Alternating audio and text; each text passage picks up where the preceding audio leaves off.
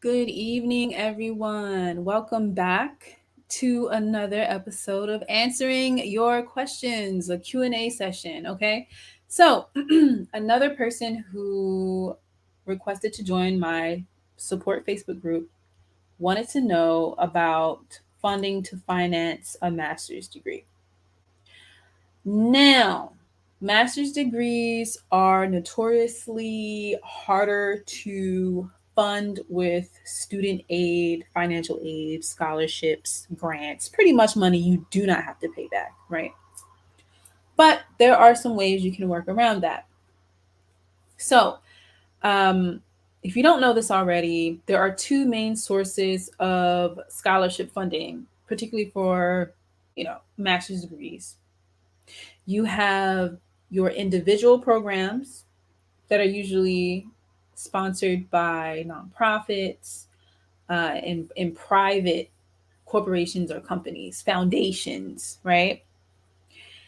And then you have institutional money to fund a master's degree, scholarships that are provided by the institution that you are admitted to, right? So if you are admitted into a college or university master's degree program, there's a higher likelihood that you will get funding through an institution than through a private or a nonprofit scholarship or even a government scholarship, although they do exist.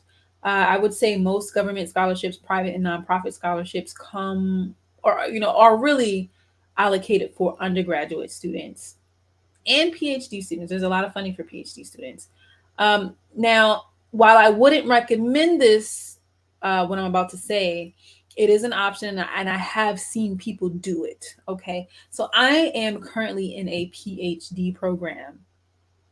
And, I have peers who have been told that they can quote unquote master out. Okay. Now, getting into a PhD program is probably much, much harder. So I wouldn't, necessarily recommend applying to PhD programs unless you're willing to complete the PhD, right? Like just get it. But I have had peers who've had advisors tell them, hey, look, it looks like you're not really cut for the PhD. You're not really producing enough. You can just leave out of this program with a master's degree. What do you think? Right. And at that point, think about it. Most PhD programs are fully funded.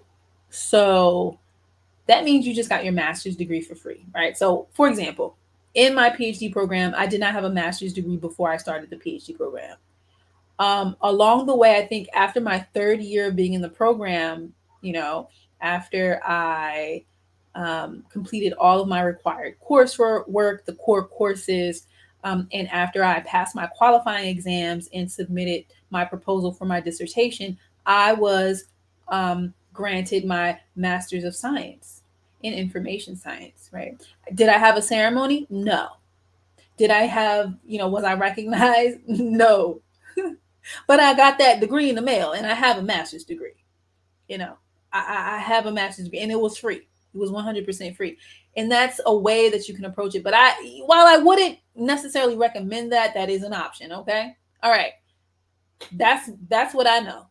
Now, on the other hand, now let's talk about how to get a master's degree in a little bit more straightforward of a way. So if you're applying to a master's degree, you have to get specific in your search for scholarships, meaning you would have better rather than going on Google or going to an advisor, going to a counselor, or going to a consultant and saying, "Hey, look, I need scholarships for my master's degree." You need to tell somebody, you need to tell Google, you need to tell your advisor, you need to tell your counselor that, "Hey, I'm trying to get a master's in business administration. I'm trying to get a master's in public policy. I'm trying to get a master's in communication. I'm trying to get," you have to be very specific about what you want to get your master's degree in so that your scholarship search becomes more doable, right? um, so, and then wherever you get into, right? So let's say you're applying to master's programs, you get into a couple of programs, okay? You need to contact your university, okay, as a whole first, and ask about graduate assistantships. Many universities offer assistantships that may cover tuition or part tuition and provide a stipend in exchange for teaching or research. Okay, I'm I right now have a teaching assistantship. Right this semester, previous semesters I've had fellowships. You know what I'm saying? But now I have a teaching assistantship. So I work for my money. But my tuition is covered and I get a little stipend. I get a little paycheck bi-monthly or bi-weekly, my bad. I'm sorry. Twice a month I get a paycheck. So that helps. That helps along the way. And you sometimes universities offer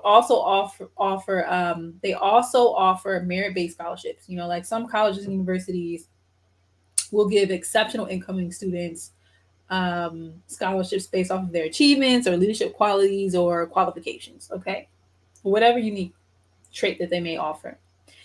And then, my friend, you can get even more specific at the university and go to your department. So if you're in the Department of Education at your university, you need to go to them. If you're in the Department of Public Policy, if you're in the Department of Computer Science, if you are in the Department of Communications, you need to go to those people and ask them, hey, do you have any scholarships? Do you offer any scholarships who are pursuing their master's degree in your department?